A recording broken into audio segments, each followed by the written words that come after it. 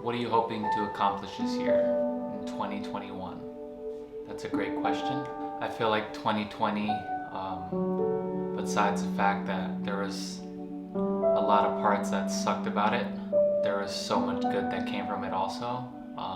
Although there is so many things I want to accomplish this year and I'm super ambitious, I feel like a lot of the times I tend to base so much of my self-worth and how I'm doing in my life based off my accomplishments and how productive I am. And I think that tends to make me very unhappy. One of the things about myself is I'm super self-critical. I think that can be very good for a lot of reasons, but it's also, I think, the root of a lot of my problems. In 2021, I just really want to try to really, yes, stay productive, remain ambitious, do all those things, but more than anything, just really just do the things that I enjoy and not feel like I'm sacrificing my goals or opportunity. How does it feel to be graduating this semester? Honestly, I had mixed emotions about it. On one hand, I'm like super excited that I'm finally over and done with school. I'm not gonna lie, it does take a lot out of me to do my assignments and really stay engaged.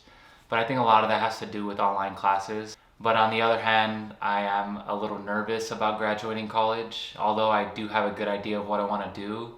The way I picture it is it's like pretty much sink or swim once you graduate. One thing that I didn't expect so much from college was how much I was going to learn about myself and how much I really didn't know about myself before I went in. I know it's super cliche to say, but it's so true. I think right now, especially in today's age, there's so much talk about whether or not you should go to college or you should not. One thing I will say about college is that it did provide me with a lot of adversity. Just leaving home, going to another city, having to make new friends, going through all that I went through with like anxiety and all that stuff. It really did push me to my limits at some points. Even though a lot of the times they were hard, I wouldn't trade it for anything else, just because throughout that whole process, it made me realize so many things about myself, how hard I'm willing to work, how much I'm willing to go through, and just really put a lot of things in perspective for me. Do you think you found your passion? I don't like the word passion. I think I did. I think I did find my passion. At least I hope so. The thing about me is that like my mind's all over the place with my interests. Like I'll pick up one thing and I'll be like so focused on it for a period of time, and then from one day to the next it's just like it's kind of like whatever to me. This time around I think it is different. I think I did stumble upon something that I can do for definitely the next couple years in my life that I want to pour my all into.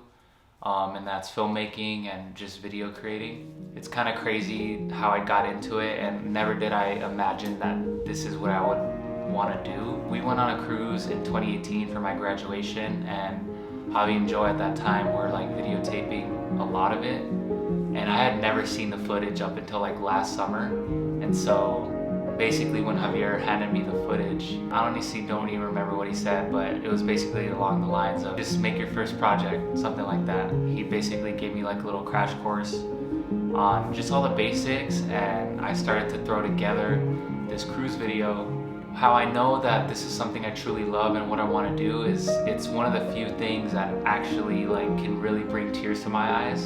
Like there comes a time like when you're editing a video, it's not all the time, but when it's like something you're super excited about, there's always this like one instance in a video where like the music is in the perfect spot, you got like the perfect shot, and everything just comes together, and then you just like play it back and you're watching it and it's like, what the hell did I just watch? And if the video is something you're super passionate about, it definitely can make you tear up.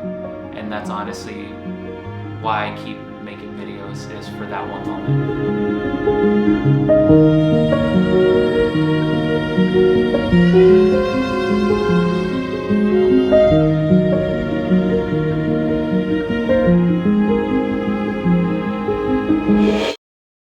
Why do I do YouTube, or why am I trying to grow on YouTube? I love that question. I think about it all the time. I think anything you do in life, any task, any goal that you're trying to achieve, or anything that you take on really, I think it's super important to always have a purpose behind it. First of all, you need to know why you're doing it in the first place, and making sure that it's a pure reason, making sure that you're doing it for the right reasons is so important. But more than anything, I think if you have a purpose behind what you're doing, it's gonna help you stay consistent, and it's gonna help you keep going when things get tough. Now what I'm trying to do with it is just helping people realize that they aren't alone in their own experiences. Like, I'm a very young person, I'm 21 years old, and I still have so much to learn about life. There's still so much I don't know.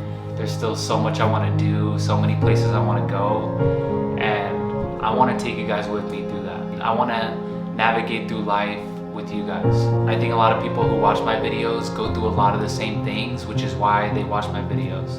And so whenever I'm documenting my life, when I'm telling you guys what I'm going through, all my experiences, I think hopefully it helps other people realize that they aren't alone in their own path. So that's the main thing that I'm trying to do.